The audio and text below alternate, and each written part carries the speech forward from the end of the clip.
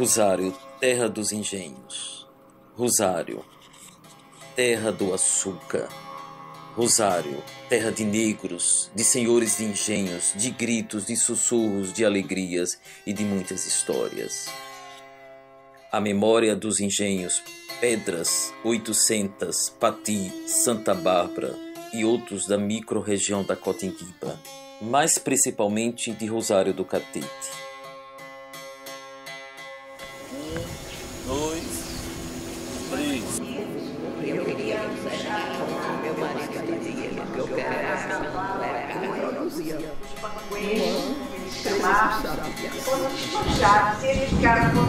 mais precisamente na O engenho Petra, eu alcancei no Bueno. que tem como padroeira Nossa Senhora de Nazaré. Sangue do boi, trabalhei. Certo dia eu fui iludido, certo dia o meu obrigado. No momento foi só ilusão. De uma escrava, a escrava. Estamos aqui em terras do Engenho Catete, mais precisamente na capela do engenho, que tem como padroeira Nossa Senhora de Nazaré.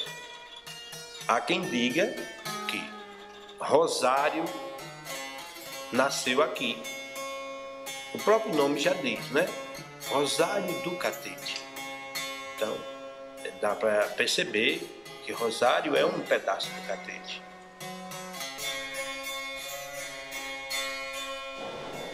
Pelo visto, os principais, os primeiros engenhos daqui, pelo o que se observa, foram os três primeiros: Catete, Saco e Jordão. Bem, os outros vieram depois. Ainda hoje tem propriedade aí como o Pati, que tem ainda a casa colonial do tempo que foi construída em estilo colonial e tudo mais. O de Santa Bárbara nasceu o Barão de Marinho em 1809, ele nasceu em Santa Bárbara. Então, primeiro, parece que foi o Catete, pelo seguinte, porque aquela igreja, conforme eu falei, foi construída após o Barão de Maruim ter construído a igreja de Maruim, o Trapiche, que ainda tem Trapiche, que edificou João Gomes de Melo, era o nome dele. E a Ponte do Laxês. Ele tinha de engenho a Santa Bárbara, onde ele nasceu, que ainda hoje tem a casa de nascimento dele, Santa Bárbara, a Vitória, a Unha do Gato e depois o Catete. Pois bem, depois que ele terminou a igreja de Maruim, ele veio construir aquela igreja, mas a primitiva, veja Couto Rosário, a primitiva igreja do Catete, de Nossa Senhora Nazaré, foi construída em 1709, quer dizer, o engenho já existia.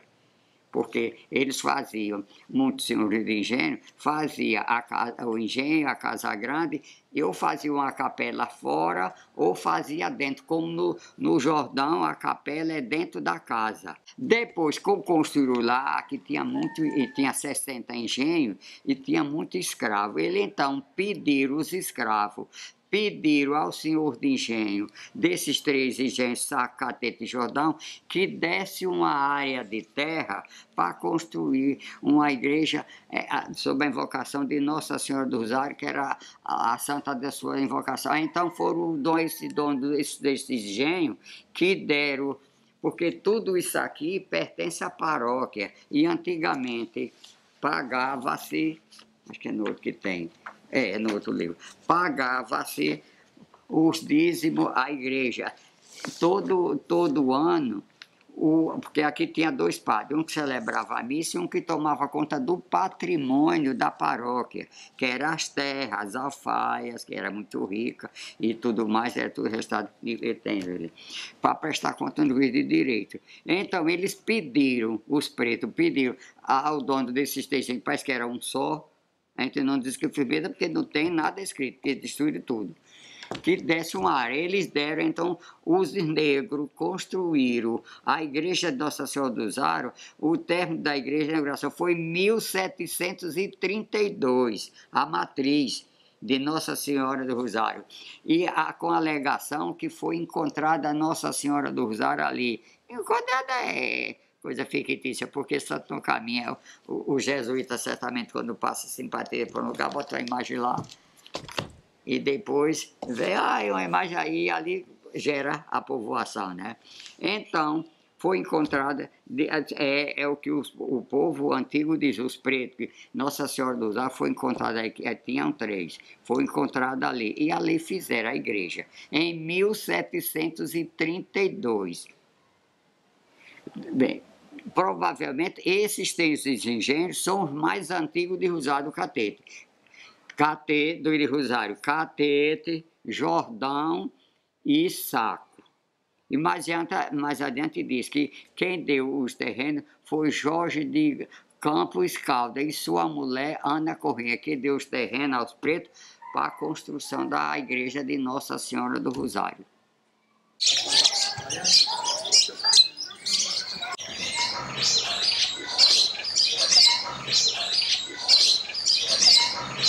Eu sou Carlos José de Azevedo, nascido na cidade de Rosário do Catete. Tenho grande conhecimento da fazenda Santa Bárbara, ou a usina Santa Bárbara, no qual eu fui com idade de 2 anos. Ainda moendo, ia para a companhia de um tio meu, Salusto Vieira de Melo, conhecido como o Major, na época, e era uma usina produtiva e com muita garantia de cana-de-açúcar. Era uma usina que fazia mais de 5.000 sacos de açúcar moagem e ficamos lá, fiquei na usina Santa Bárbara até o período de 8 anos de idade. Aí voltei para Rosário, a terra onde eu nasci e me criei. Recordações são várias. Era uma usina muito possante, uma casa muito bonita, vivia brincando com os garotos, andando a cavalo. Era assim a minha vida lá. Vivia a produção da cana no período de 6 anos. Muita cana, muito gado, tinha tudo de bom lá. Muitas festas. Passei um período muito bom na usina.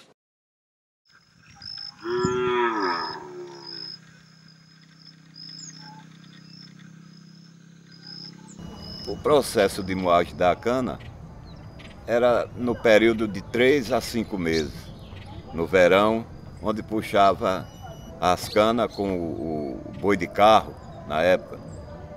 Eram muito boi de carro, não existia caminhão para carregar cana, era no boi de carro. Muitos vaqueiros, era carregador montador de gado e tudo. Era uma vida bem progressiva lá na usina.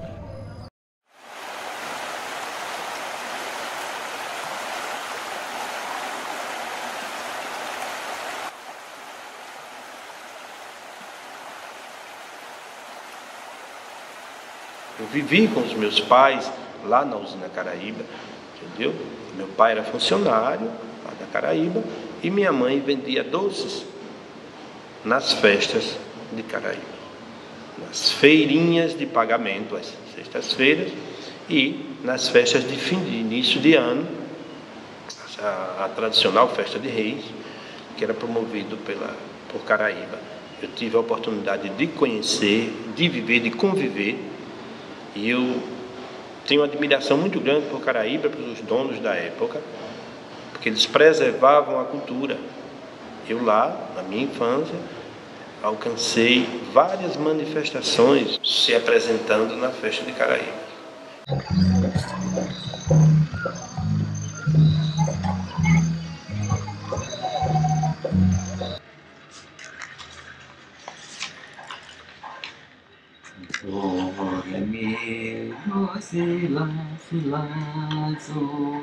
mi, do, mi, ré, mi, sol, fá, mi, ré, do, ré, mi, do, mi, ré, do, si, lá, mi, lá, sol, fá, sol, lá, do, ré, mi, do, si, lá, sol, si, do, ré, mi, sol, fá, mi, ré, do, ré, mi, ré, do, si, lá, mi, lá, sol, fá, sol, si, lá, mi, fá, mi, si, mi, sol, fá, mi, lá, do, mi, ré, si, sol, mi, ré, do, mi, si, mi, sol, fá, mi, lá, mi, lá, do, mi, ré, si, sol, mi, ré, si, mi, lá. A cana-de-açúcar, nessa região, viveu altos e baixos. Momento de auge da cana-de-açúcar e momento de decadência. O engenho Pedras é um exemplo disso. Um engenho banguê, familiar, que transforma em usina.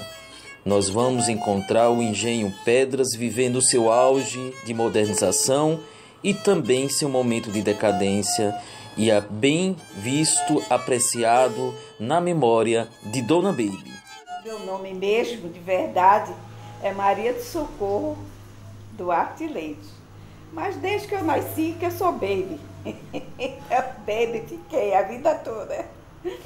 Então, eu sou pernambucana. Meu marido estudou na Escola de Engenharia de Pernambuco, onde meu pai era diretor, e terminamos casando. Vim para Sergipe e aqui tenho 60 anos de casada. O engenho Pedras, eu já estava bem habituada aos Oiteirinhos, onde eu já morava há muitos anos. Então não foi propriamente um choque, não. Foi uma coisa agradável, porque eu adoro casa antiga. Então, meu marido era usineiro, porque tomava conta da usina Oiteirinhos no lugar do tio e pai adotivo dele, Otávio Sobral. Otávio Senhor Sobral, casado com Luísa, filha do Coronel Gonçalo, que foi o primeiro proprietário das usinas. Então, foi uma adaptação simples. Meu sogro era uma pessoa maravilhosa, eu me dei muito bem com ele. E me adaptei àquela vida mesmo de lá. Não saí de lá não, viu? Foi uma mudança tão drástica que eu fico pensando às vezes como consegui me adaptar. Porque nós vivíamos dentro da usina. A vida era dentro da usina mesmo. Agora, participávamos muito da vida da usina, dos funcionários, de ensinar catecismo, de fazer casamento civil do pessoal. Essas coisas que naquele tempo todo mundo fazia, não era só eu não, era todo mundo que morava em usina. Outro engenho importante é o engenho Pati. Durante o período do século XVIII ao século XX, esse engenho também produziu cana-de-açúcar para aquela região de Rosário do Catete. A história desse Pati tem a ver também com a história do Santa Bárbara, do 800, do Catete, porque pertencia à família do Barão de Maruim. Aqui nós compramos há uns 30 anos, há 30 não, já vai mais, uns quase 40 anos. Nós compramos, tinha as terras de cana, de coura, porque nós já tínhamos fazenda por ali pela redondeza nossa. E aí apareceu o Pati que queriam se vender, que era de uma família de vários irmãos que queriam. Tem as 800 ali, eram dos parentes deles também, do Pati. Aí nós compramos e estava acabada e eu queria consertar e meu marido dizia, o que eu quero é a cana, não é a casa. Mas tempos depois a Vale entrou lá e estragou muito. E eles se prontificaram, como fizeram com várias outras fazendas. Eles fizeram casas para quem quis casa nova, mas a nossa, eu queria a mesma casa. Eles tiraram tudo que tinha, alugaram uma casa aqui em Aracaju e botaram tudo. E ficaram consertando, tiravam a janela, consertavam a janela. Só um teto, o senhor vai ver 1 ou 2 tetos dos quartos, que eles não conseguiram, estava muito estragado. Aí eles botaram novo. o piso é o mesmo, tudo é o mesmo. Apenas eu fiz uma cozinha mais moderna e 2 banheiros. E só tem um quarto que é disputado a tapa, uma suíte. Quando eu me casei logo, tanto que eu não tinha o que fazer, eu prestava muita atenção às coisas. Chega, quebrou uma coisa, mandava procurar aquelas plantas, aquelas coisas, eu mexia nas coisas todas, eu tinha interesse em saber. Era curiosa.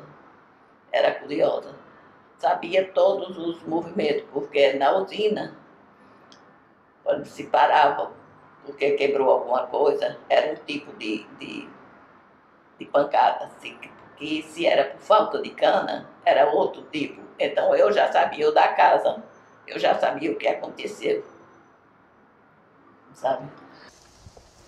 O Engenho 800 fazia parte também dessa microrregião da Cotinguiba. Não é um engenho de grande produtividade da cana-de-açúcar, mas também fornecia para os outros engenhos próximos. As gerações todas, donos do Engenho 800, foi da própria família. Mas, entre todos esses sujeitos dessas gerações, é necessário destacar o seu Juca da 800.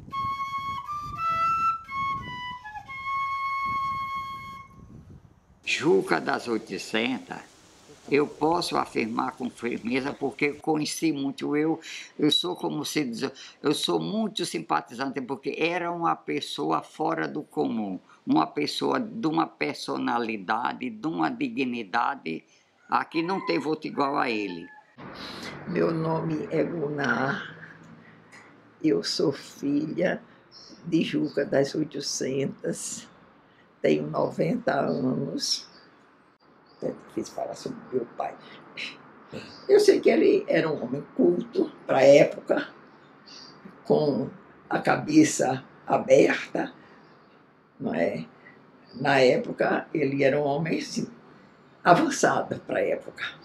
Eu digo que meu pai era um homem avançado para a época. Bom, ele estudou em São Paulo. Vovó mandou ele para São Paulo. Depois, ele foi trabalhar como telegrafista lá em São Paulo também. Quer dizer, naquela época, a cultura de Sergipe para de São Paulo era muito diferente. E quando ele chegou lá, ele teve que se modernizar. Lá em casa, papai, apesar de tudo pequenininho, ele produzia açúcar mesmo, cristal. Tinha turbina, tinha vácuo, fazia... Quer dizer, ele produzia no ano 13.000 sacos de açúcar, uma quantia irrisória, não é? Para a produção de açúcar, assim, de usina. Mas ele fazia, questão de fazer, de ter a produçãozinha dele. Quer dizer, os meus irmãos mais velhos, Péricles, Temístocles e Agriberto, foram para o colégio militar. Porque, como eu disse, meu pai era pobre. Então, não tinha recurso para botar em colégio assim caro. Botou no colégio militar, porque papai tinha um irmão que era oficial de exército e colocou os sobrinhos no colégio militar. E eles estudaram na escola, no colégio militar, depois passou para a escola militar e foi nesse... Porque também, papai disse, bom, no colégio militar, quando sair, já sai ganhando. Então, vocês já saem com emprego. E eles, os três agora, Temístocles e Péricles, aliás, Péricles e Temístocles, preferiram ficar na parte o militar. E a Grey escolheu a aeronáutica. Tanto que ele era da piloto aeronáutica. As 800 era um engenho, moía, eu alcancei moendo e tudo mais. Ele era um usineiro, até ele era de pouco recurso. O que ele tinha muito era personalidade, que era ímpar. Não teve um senhor de engenho aqui no Rosário que tivesse a dignidade, a personalidade que José Paz de Azevedo Sá teve. Basta lhe dizer que quando ele morreu nas 800, veio das 800 para Rosário, ele não veio em carro, não. Os trabalhadores fizeram questão de fazer um banguê e trazer nas costas. Ele veio das 800 carregado no ombro dos trabalhadores. Posso ver a dignidade que Juca das 800 tinha. Ele dizia ateu, mas não era ateu, não. Ele não era religioso. E era como todos os homens da época, não é? Ia para a igreja, lá tinha, em Rosário, assim, as famílias tinham tribuna,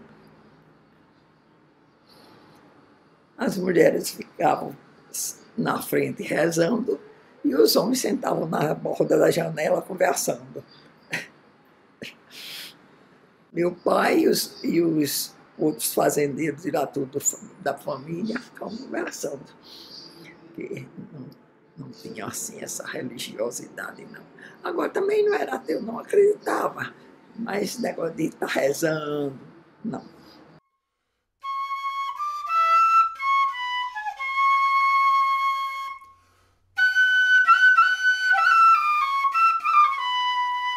O irmão Agriberto era comunista. Foi preso e sofreu muito por um ideal, porque ele não passava de... Para mim, ele era um idealista. Meus irmãos estudaram no Sul. Eu fiquei aqui em Sergipe, estudei, fui para Piá. Não tivemos assim muito contato na infância. Foi preso, agora foi torturado, ele disse que não sei. Ele ficou na Fernando Noronha, foi colocado lá em Fernando Noronha. Depois ele foi posto para fora do Brasil, foi deportado. O Agriberto sofreu muito. A anistia é que ele pôde voltar para Sergipe. Meu pai apoiava. Meu pai era... Por exemplo, que era muito liberal, ele apoiava as ideias do filho. Bom, depois que a minha irmã mais moça voltou formada, ele disse assim, minha missão está cumprida. Minha filha mais nova já está formada, minha missão está cumprida. E aí, o senhor levou. Numa noite de Natal fui. Ele acha que Deus deu a ele tudo que ele desejava, porque ele dizia, não queria esperar a morte na cama, queria que o enterro dele saísse da fazenda. Então, ele não esperou a morte deitado, porque morreu de repente, e o enterro dele saiu de 800. Todos esses personagens viveram uma época que foi uma fase final da cana-de-açúcar no século XX. Mas todos eles guardam também a memória de outras memórias. A memória de seu avô, do seu pai, dos seus irmãos, e contam um pedacinho da história dessa região. Essa região rica em cana-de-açúcar. Os engenhos deram muita vida aqui à cidade, porque o povo trabalhava nos engenhos, e ocupava a mão de obra era muito grande, tanto no campo como na fábrica. Tinha muitas pessoas que trabalhavam. Inclusive, meu pai trabalhou muito, ele era vaquista. Não é vaquista, né? Ele trabalhava na turbina. Já na turbina fazer o açúcar. Meu pai, o nome dele era Elias Gomes da Graça. Ele trabalhou muito em engenho. E o povo da cidade se deslocava de manhã e vinha à tarde para trabalhar. Plantavam roça lá, para a subsistência da família, mandioca, milho, feijão, essas coisas para a subsistência. Tá vendo? Deu até depois, foi... Quando veio o INSS, né, aí o peso foi pesando para os donos do engenho e eles foram a Moçambique, porque antigamente eram os escravos, quem conduzia tudo, trabalhava gratuitamente, né? Se ele só tinha sua alimentação. Depois, quando passou para ser pago, aí o negócio modificou. Só ficou mesmo aqueles mais fortes. Sou neto de uma escrava. A escrava chamava-se Maria Madalena. E ela contava muita história que passou com ela. Ela trabalhava e tinha um irmão chamado João, que trabalhava naquele tempo, cada um trabalhava assim em grupo, os grupos, assim, limpando cana. E o feitor montado num cavalo com a chibata. Aquele trabalhador que ficasse atrás do outro, aí apanhava. E minha avó tinha um irmão chamado João, que era mordinchada, ele era mordinchada. Aí minha avó pegava a carreira junto com ele, que de vez em quando dava uma ajudazinha a ele para ele não apanhar. Mas ele mole, de vez em quando o cavalo ia e vinha. O que tivesse atrasado tomava uma lapada. Aí minha avó pegava conta desse irmão e de vez em quando ele levava uma lapada. Porque ele ficava atrasado, aí apanhava.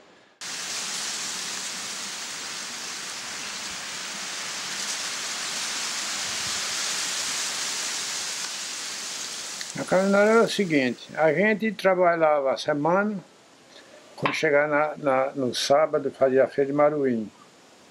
Quem tinha dinheiro para ir para a feira, ia lá comprar uma mistura na feira. E quem não tinha dinheiro, tinha que ir para o armazém, comprar no armazém. Aí aquelas mulheres comprava para comer no domingo, umas compravam peixe para comer uma muqueca, outros compravam o sarapaté para mudar a comida, só no domingo. E na semana era um pedacinho de carne assada, feijão e farinha. Só essas três coisas, um pedacinho de carne assada na brasa, feijão e farinha. Isso eu comia arroz, só se comia de ano em ano na Sexta-feira da Paixão. Mas arroz ninguém falava em arroz, porque não podia comprar. E mesmo na Sexta-feira da Paixão não era todo mundo que podia comprar o arroz. Era muito ruim.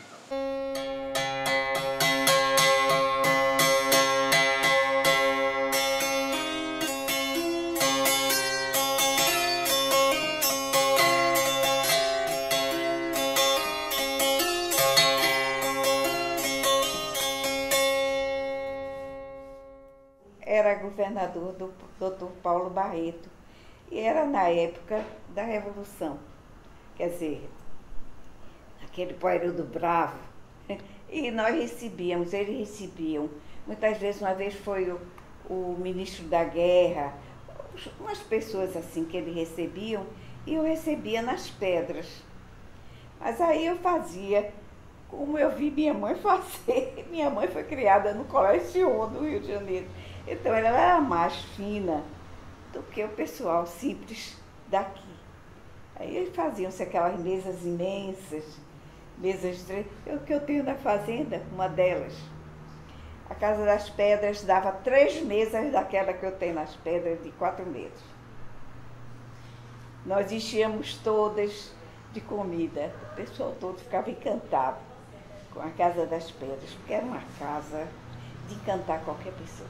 Eu me lembro que era 5, 6 rosbifes que se apareceram, carurus enormes. Se usava muitas coisas da terra mesmo, ainda se usa. Hoje mesmo, amanhã vai ter aqui.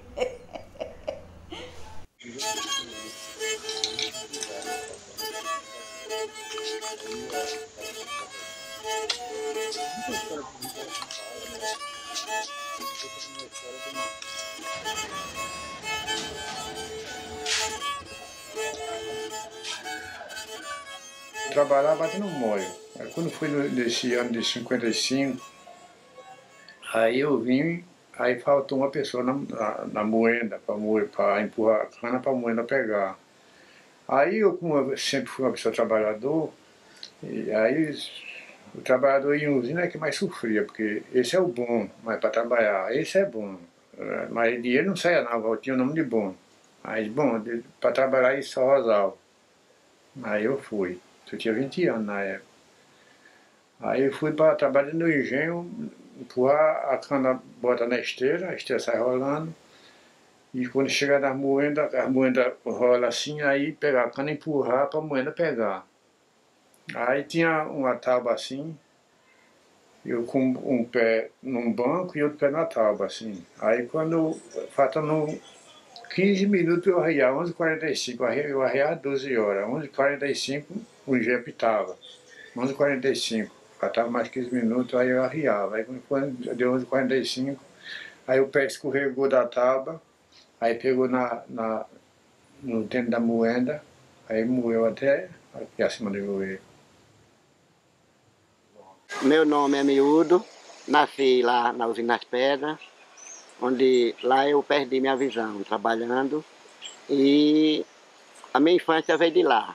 Nasci lá, me criei lá e com 22 anos, com 16 anos eu perdi essa visão direita, aos 21 eu perdi a esquerda e assim eu me queixei um pouco, eu já tinha sofrimento, já nasci com defeito, né, na visão.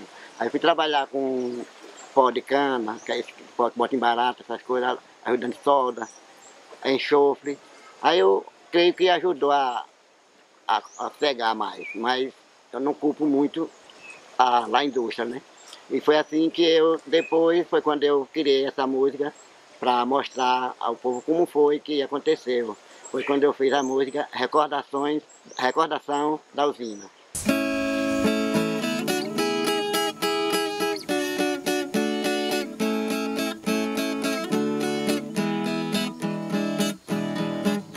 Nascido em uma usina, nesta usina eu me criei, cortando cana, tangendo boi, trabalhei. Certo dia eu fui iludido, nesta usina o meu obrigado. No momento foi só ilusão, porque nesta usina perdi a visão, abandonado pelo patrão.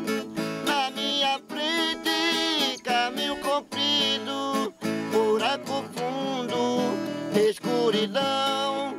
Por isso eu vivo no mundo cantando, para matar a saudade com meu violão. Usina pedra, recordações. Usina pedra, recordações.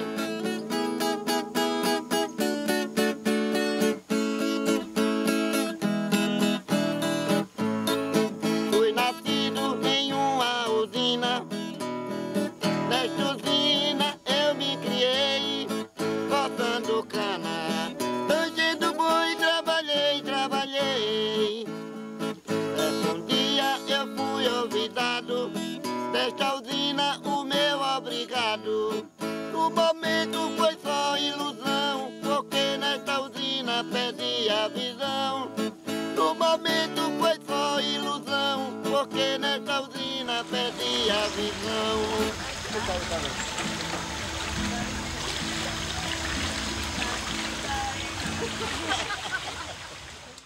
É a partir da chegada do petróleo que uma nova história começa a ser contada.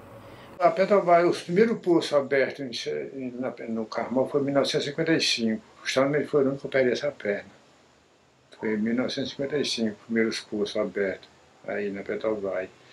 Mas o Estado, o pessoal sofreu do mesmo jeito, porque tudo analfabeto, não sabia de nada. Os que pegavam emprego na Petrobras era para cavar valeta para colocar os canos, mas serviço braçal. Eu assisti, foi a mudança de Sergipe antes e depois da Petrobras. Eu digo que devia ser dividido. Sergipe antes da Petrobras e a mudança imensa de Sergipe depois da Petrobras. Eu só fui a Rosário da 13 quando passou-se a usar a cidade como um acampamento como acampamento. Quer dizer, quando se alojou uma turma de perfuração na cidade, a gente viu, aí sim nós vimos que tinha aquela cidade lá. E que só cresceu depois. Hoje é uma coisa boa, né? Porque da estrada a gente vê a cidade. A cidade cresceu atrás, mas naquele tempo era pequena. Os engenhos que a gente passava, só tinha alguma permanência nele quando havia a necessidade de perfurar um poço nas terras desse jeito. E aí se ia procurar o proprietário para pedir autorização. Uma coisa importante é que naquela época havia muita resistência dos proprietários. Não no princípio, o princípio era acolhido com muita receptividade. Depois, como viram que havia estrago nas suas instalações, nas suas plantações, danificação da área, às vezes até se plantava uma zona de frente da casa grande, aquele barulho todo, o cara não podia dormir dentro da sua casa, da sua residência. Às vezes se derrubava, tem um talão chamado Mato dos Teles, que tinha uma terra, que praticamente deixou de poder produzir, de tanto tubulação, locações que tinha na terra dele. Então ele apelou para que não se derrubasse uma árvore, um ipê, que era uma tradição da sua família. Apelou que não façam isso. Quando foi no outro dia, o ipê já estava no chão. Agora, foi uma coisa boa porque abriu Sergipe para todo mundo, né? Mostrou, o povo criou uma outra mentalidade. Foi como se ele tivesse vivido muitos anos em poucos.